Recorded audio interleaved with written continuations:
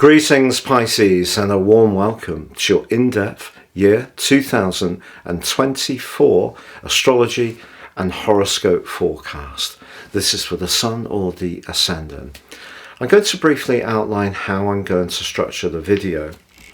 And first up, we need to look at the two eclipses which occur in October 2023. The first on the 14th is a solar eclipse, very much to do with where you're most invested emotionally or even financially when it comes to your longer term future.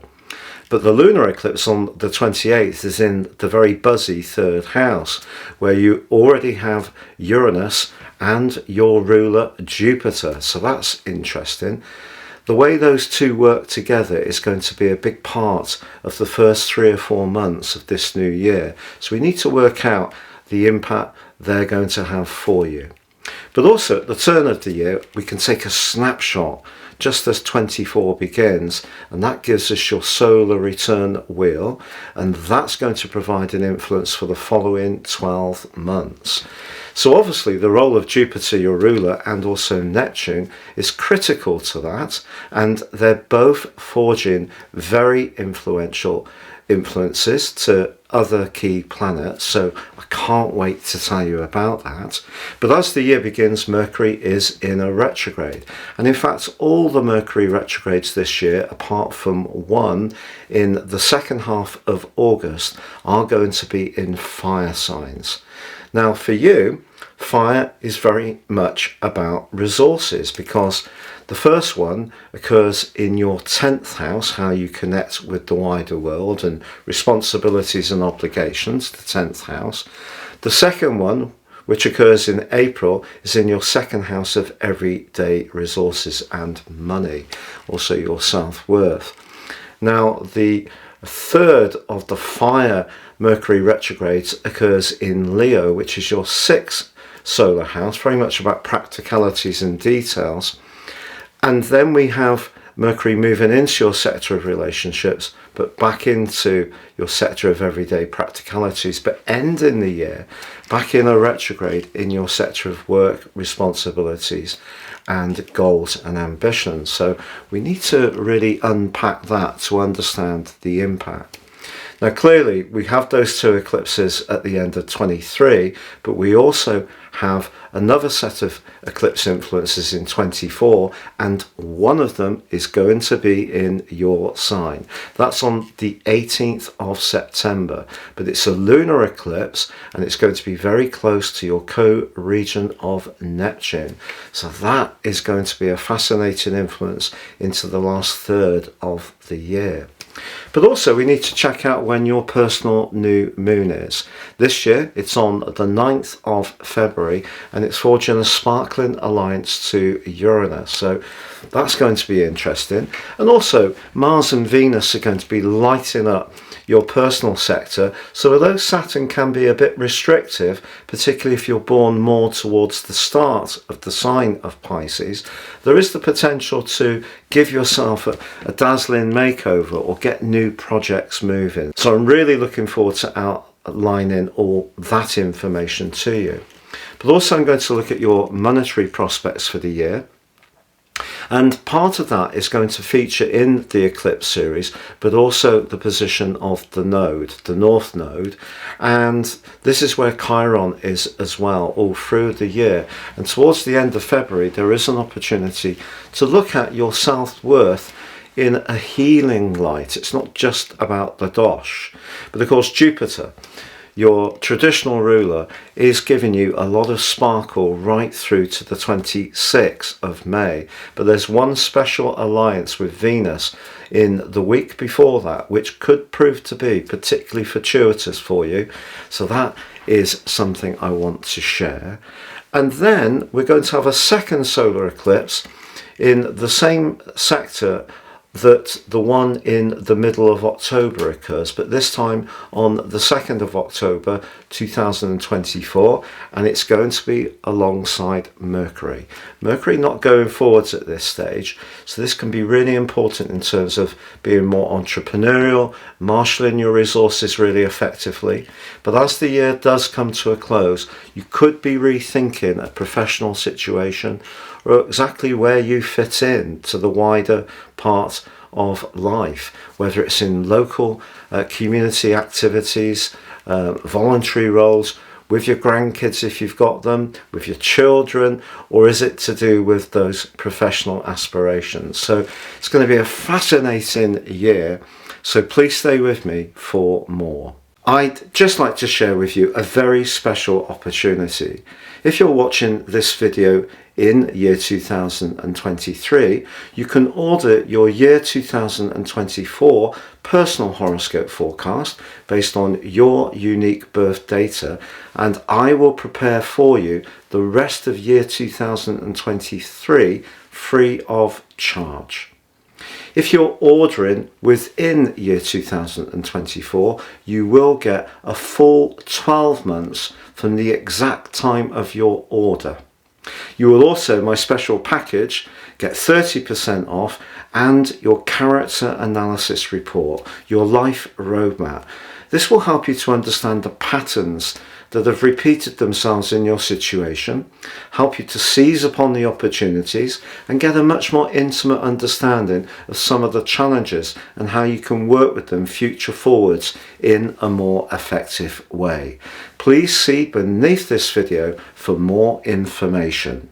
So Pisces, let's first unpack the two eclipses which are going to occur in October 23 and are going to be very influential as you go into the new year and the early months of it. The first on the 14th occurs in the sign of Libra.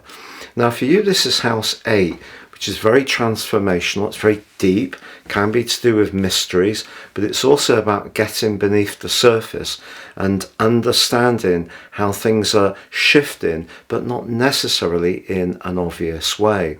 If you're someone who's into personal development, for example, this can be a very powerful time.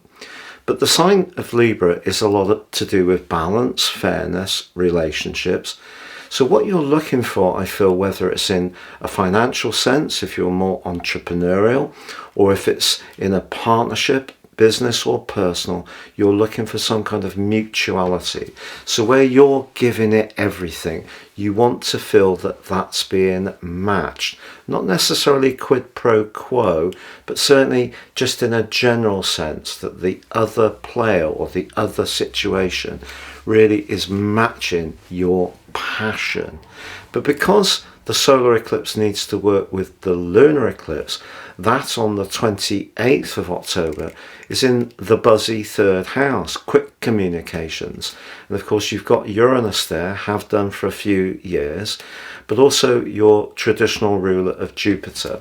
So those quick communications can be lucky for you in the first half of this year, but I don't feel that you should rush some of this solar lunation energy, because that's very deep and requires some careful consideration. So as you come into the new year, there could be some big things shifting, but just don't rush the decision making, or critically the conversations, because the third house, very Gemini like, very buzzy, very nimble, but the big 8th house energy takes some real care and needs to be worked with very astutely. Now that brings us to your solar returns chart wheel, which is going to provide a background energy for the whole of year 2024. The most prominent feature of a natal chart is the planet that's right at the top, and you can see that's Venus. Venus is a very charming influence. It can be very much to do with our self-worth, but how we present ourselves, and critically to do with our relationships. So your relationships this year in terms of your professional world are going to be critical to your progress. But it also suggests that you're going to be looking for a fair degree of recognition. So you want people to actually confirm your worth. Why not? Venus is also joined by Mercury, the planet of communication, of talk and thought, but it's in a retrograde, which is very closely aligned to the thrusting vibe of Mars.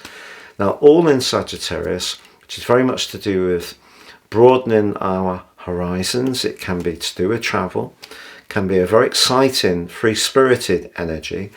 And this suggests that if you changed your job this year and it had some kind of travel dimension to it, or it really fed your imagination, because your curiosity could be very strong because of the Sagittarius energy, or you're quite prepared to flex and do different things because it's a mutable sign, it wouldn't be an entire surprise.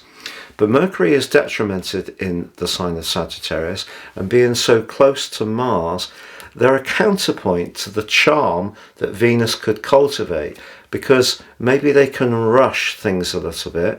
So you could find yourself a bit impatient at times if your career or the recognition you're not getting does not match your expectations. But what Venus is saying is, if you can be patient and try to cultivate the right kind of relationships, whether it's with line managers, whether it's with people who work for you, that's going to be very helpful to you.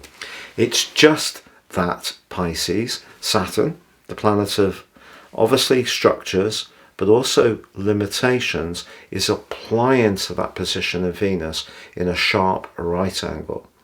Also, on the other side of the heavens is the moon. That's squaring back to Venus, but is opposite Saturn. So Saturn, just on your first house cusp, could be quite inhibiting to your personal expression. And there's a strange synergy here, because Saturn governs the 10th house. But if you're serious about raising your profile, you may have to overcome some of your own shyness at times, because I feel that what those three planets in Sagittarius are doing is saying, look, Pisces, this is your chance to really elevate your talents and communicate them in a bigger, more dramatic way, very Sagittarius, just when Saturn could be making you feel a little bit unsure, perhaps lower in vitality, and eroding your confidence a little bit. So in other words, we have a contradiction. But also Neptune is applying to Mercury and Mars, also in a square.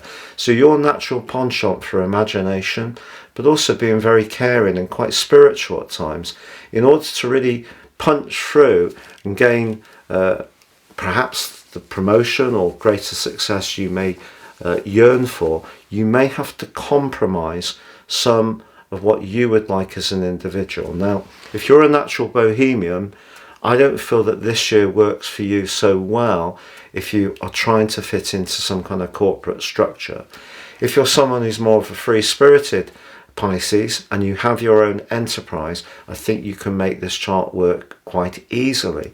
You can make it work if you live in that more structured world, but you may have to in some ways make some inner compromises.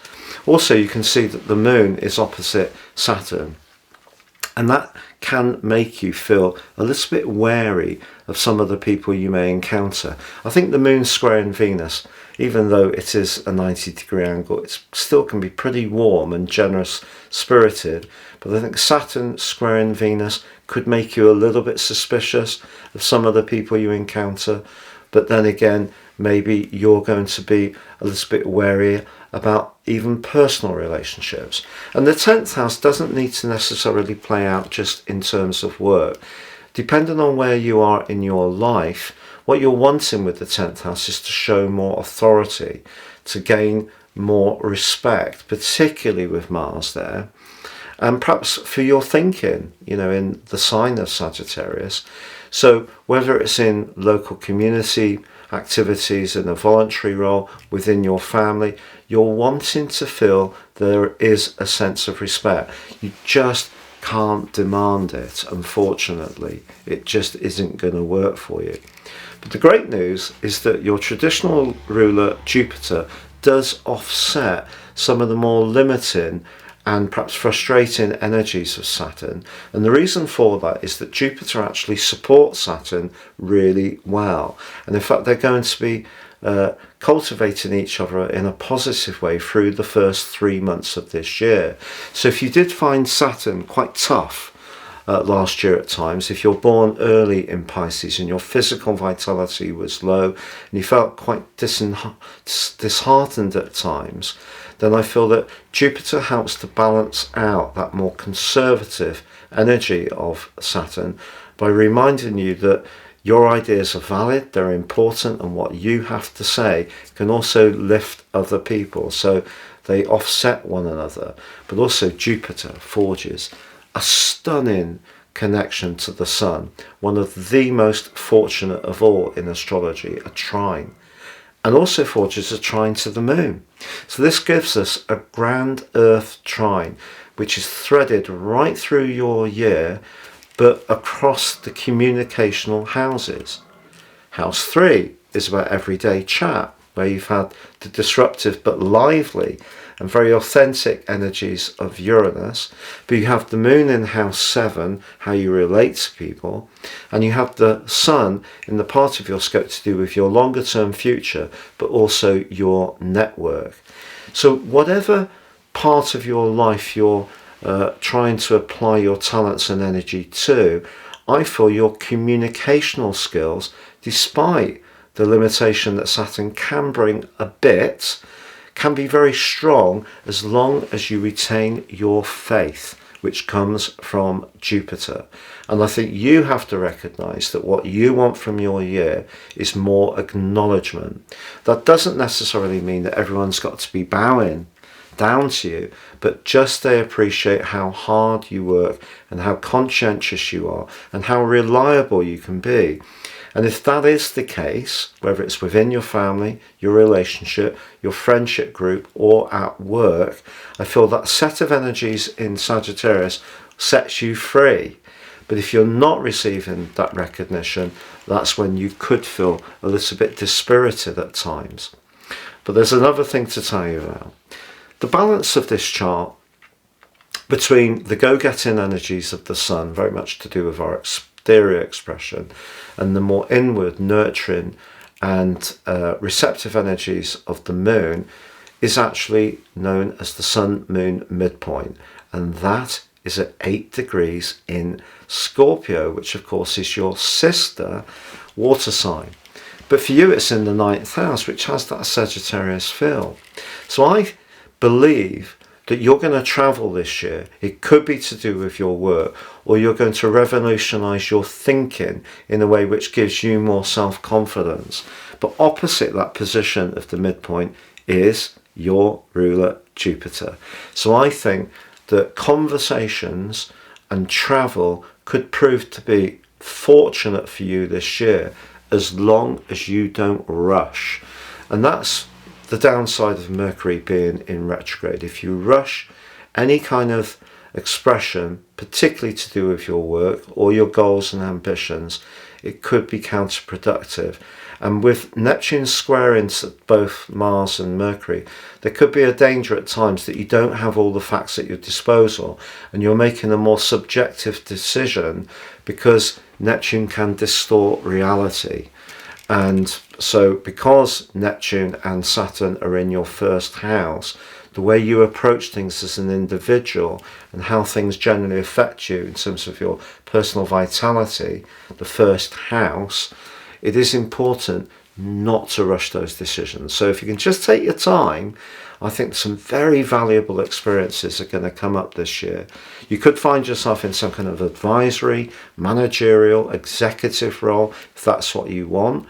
Or if that's more in your past and you're wanting to find inspiration later in your life, you can still do things to help people by using your life experiences, perhaps as a coach, perhaps helping people within your family who need support, perhaps in terms of that community interface. So it's a very exciting chart. It's a little bit complex having Saturn applying to Venus and the Moon, because it does bring a little bit of a sourpuss element to the situation, but there's enough there to offset that with your traditional ruler's guidance, Jupiter, as long as you keep your vibration high and keep trying to see the upside of situations and not being too suspicious and wary of the people that you may encounter, because people disappoint us all the time, but that doesn't necessarily mean that they're totally bad people. It's just the human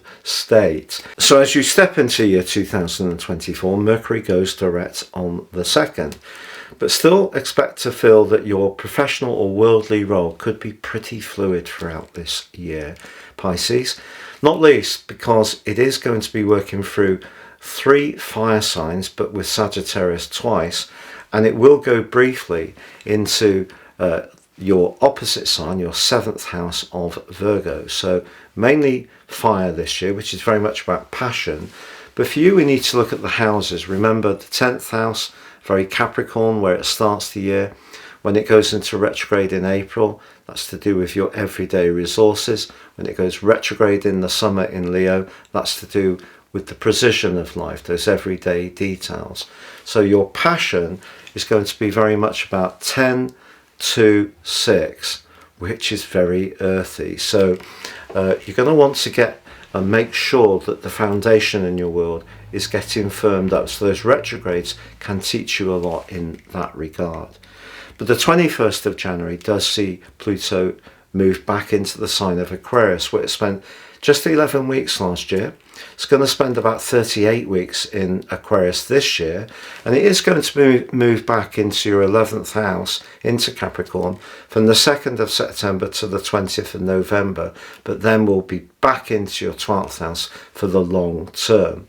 And this is very much to do, being located in Aquarius, to do with your inner reflections. So very deep, very subterranean developments. It just depends on the type of Piscean you are. If you're someone who's very much into spiritual development and the more psychological domain, healing, this can be a wonderful opportunity for many years to come.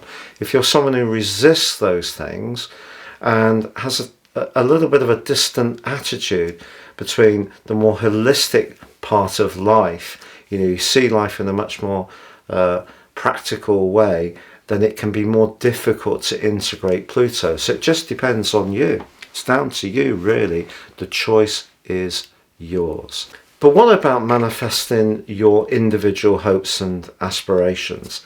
Having Saturn so prominent in your solar return chart means that discipline is going to be important. But Neptune being there is very much to do with how you can soak up atmospheres in such a skillful way. But both will go into retrogrades this year, of course. In case of Neptune, I'll just give you this information early on. 2nd of July through to the 7th of December. Saturn from the end of June through to the 15th of November. But you're also going to have your personal new moon on the 9th of February. And this forges a really fine link to Uranus. Now, Uranus has probably shaken up your nervous system, but also your thinking in recent years. But Uranus can be about opportunity. So you're being given great encouragement to go forwards in quite a unique way from the 9th of February for the following month. So if you've ever thought about being more daring about your dress sense, telling people more about some of your interests that may be a little bit left field, this is a fine chance to showcase that part of your nature. But also, from the 12th of March to the 5th of May, Venus moves into your sign. Beautiful if you do want to give yourself some extra glamour in some way, and it can attract a new admirer to your door. Also, passionate Mars pictures up in your sign from the 23rd of March to the end of April. So don't feel it's all going to be potentially grisly with Saturn and a bit disorientating with Neptune. Remember, Neptune's your ruler, so embrace its energy. And with Saturn, I think what you're being asked to do is just not have too wider approach to what you want to achieve. So narrow things down, but Venus and Mars and that glorious new moon on the 9th of February are really exciting for you. Now I'm just going to tell you about a lunar eclipse which occurs on the 18th of September, because that does occur in your sign as well, and it is going to be very close to Neptune. But what this suggests, if there is some confusion around a personal relationship, you may have to really grapple with this in the last part of the year, because Neptune can be, really inspirational, but can also trick us or mislead us in some ways into pursuing situations which aren't really worth it. In other words, what we think is worthwhile is rather an illusion. So just be conscious of that. There could be a bit of a challenge around the new eclipse series that comes in across the signs of Virgo and Pisces, your sign, which begins on the 18th of September. But let's just go back to the end of February, because at that time the retreating North Node applies to Chiron, the wounded healer. And if you have struggled with your self-worth at any time in your life, this can be a time to really visit that in a big way and to try to grapple with it and see if there's some healing that you can apply. But of course you have not just the North Node in this part of your situation, you have the eclipses going across your 2nd and 8th houses that come from that first solar eclipse which occurred on the 14th of October last year, and then this year on the 25th of March you have a mirror of that. It's still in your 8th house, but this time it's a lunar eclipse in Libra. So remember what I said, on that solar eclipse what you were looking for is a mutuality, feeling that where you're most invested it's met. If you're not feeling that, by the time you get to the solar eclipse of the 8th of April, and remember you've already got the North Node and Chiron in your 2nd house, well by this time you've also got Mercury and the solar eclipse, but Mercury is in a retrograde. I think basically what this is informing you is that you need to make sure that the foundations of your financial world, but also how you feel about your own self-worth, are really getting enough attention. So you're going to find yourself over the following 6 months really working quite hard, I feel, to make sure that enough money is coming in, but you can also feed that personal sense of value, and that's really very important. I told you that Mercury is in retrograde on that solar eclipse. It actually moves into your 2nd house for 10 weeks from the 10th of March to the 15th of May. But it goes retrograde from the 1st of April through to the 25th. And of course that solar eclipse on the 8th therefore sees Mercury in its retrograde about 5 degrees away. Now when planets are beyond 1 or 2 degrees from an eclipse, they're not so influential, but we can't argue that there could be some chopping and changing due to Mercury's retrograde in how you earn money over the following 6 months. And it may all be linked to that solar return, which is so big on the 10th house energy, because having Venus and Mars in your 10th house means you're wanting to be really admired this year. And if you're not admired and you're not earning the money you feel you're worth, the chances are you may look to change your job.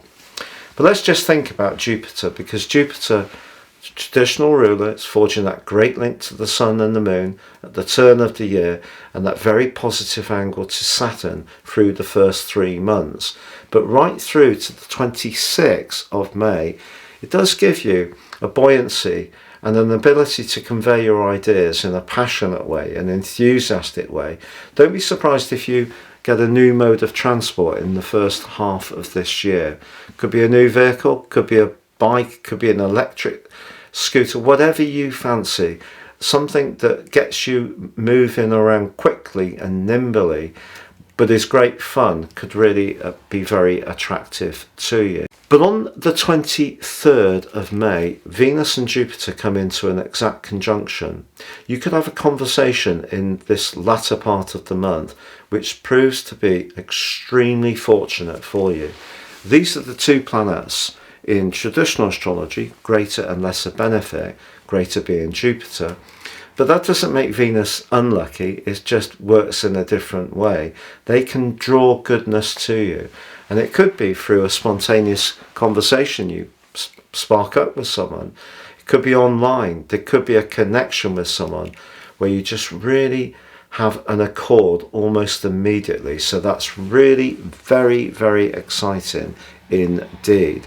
Now Uranus, of course, is in this part of your situation all year, and just so you know, it is retrograde from September the 1st through to the year end. So there could be a few things that happen at the end of the year where you could find yourself rethinking some of your ideas, because the third house is also our belief systems. It's not just our everyday communications. Now, in terms of where you live, how you live there, and whom with, don't be surprised if you're moving in the second half of this year, Pisces, particularly because all that 10th house energy can be to do with property, but the 4th house energy is how we live in that property. And what you may be looking for is your perfect location, which has the environment that really feeds your senses, and that comes from Jupiter's move into your 4th house from the 26th of May. In terms of life organisation and work, I think there could be some rethinking that goes on across the summer months, especially from the 15th to the 27th. But obviously one of the most important parts of life is understanding how our romantic prospects may play out. Now Venus for you sparkles in your 5th house of sociability, mixing and mingling, flirting, but crucially of love, from the 17th of June to the 11th of July. Mars is in this sector later in the year, 5th of September to the 4th of November, and through that period you're going to feel absolutely gorgeous. Correction, even more gorgeous. So that's lovely. But of course, being attracted to someone is all very well. We can have that draw, but we need to get on, we need to relate, and that comes through your 7th house. And the position of Mercury through that part of your situation is from the 5th to the 15th of August, but it does need some care because of the retrogrades that are threaded through that part of the year. So it could be some mixed wires, but then from the 5th to the 30th of August, it can just really start to fall into place. If there is someone that you've really been drawn to, you really like, you can start to really hear each other much more clearly. Now, I told you before about that lunar eclipse which occurs in your sign on the 18th of September. Now, clearly, if there is a relationship that isn't working in your life, you're going to need to look at it from that event. And remember, with Neptune applying to the position of the eclipse in your sign, getting the facts clear, which, remember, because of that solar return, Neptune applying to Mercury and Mars, is going to be a theme this year. Don't rush to judgment. But if something isn't going to work out, I feel what Neptune is asking you to do is try to leave the situation as peacefully and gently and as harmoniously as possible. But the solar eclipse, which occurs on the 2nd of October, repeating the solar eclipse of the 14th of October in 23, is conjunct Mercury. But if you are someone who's a business person or wants to make the most of your financial resources, or something to do with investment, shares, savings, even a legacy, the last quarter of the year could see you make significant progress. So that brings us back round to November, and Mercury, the planet of communication and commerce, moves back into your 10th house on the 10th of November. So this is your sector of success, but it does go back into a retrograde from the 26th of November to the 15th of December.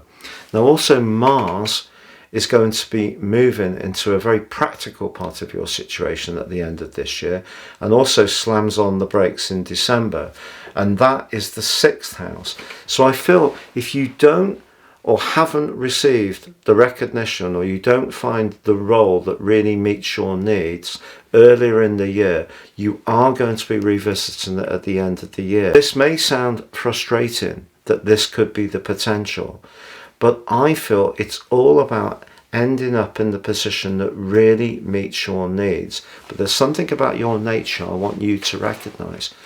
you don't necessarily stay the same all the time because you're such an evolving sign. So where you get to at the end of this year may not be where you're inside of yourself at the start of the year. So if you're applying your talents in a different way as year 2024 comes to a close than how you feel that you will at the start of the year, that's part of your nature. You're always evolving, and that is actually a gift. So if you are going through some of the things that you seem to be going through at the start of the year, it may be because of the lessons and experiences you've had earlier in the year, and you're needing to adapt and shift to apply those skills and experiences in a new way. So don't necessarily see this as a negative. If you get it right earlier in the year, the chances are it will just be the usual niggles of emails going missing, post not turning up, parcels for Christmas don't come on time, the usual stuff if it's not the big picture stuff. But I feel that's something you should celebrate about yourself. You're not a fixed beast. Like the fixed signs, pretty consistent, you're always flowing, and that makes you very exciting. So the fact that you have all those planets, Mars, Mercury and Venus, right at the top of your chart at the start of this year, also in a mutable sign, but a fire sign, can give you a lot of passion. Yes, you may have to overcome some of the limitations that Saturn can put upon you in terms of confidence or energy, but you can do it if you believe in yourself and use Jupiter to keep your spirit and your vibe high. And just give yourself permission to enjoy some of the experimentation that may come up this year. Some great victories are possible. I definitely think socially it's going to be a very exciting year for you, and perhaps even romantically too. But at moments through the year, because of the role of Saturn, you may just have to give yourself little pauses, rests and recuperations, and also just look to integrate that more psychological energy of Pluto. Don't deny it, and this can still be a truly exciting year for you. And with all that energy going across the 2nd and 8th houses, you could end up significantly better off financially too. It's been a real pleasure being with you, Pisces. Thank you so much for joining me. Wishing you all the best for 24. Please like, comment, share or subscribe.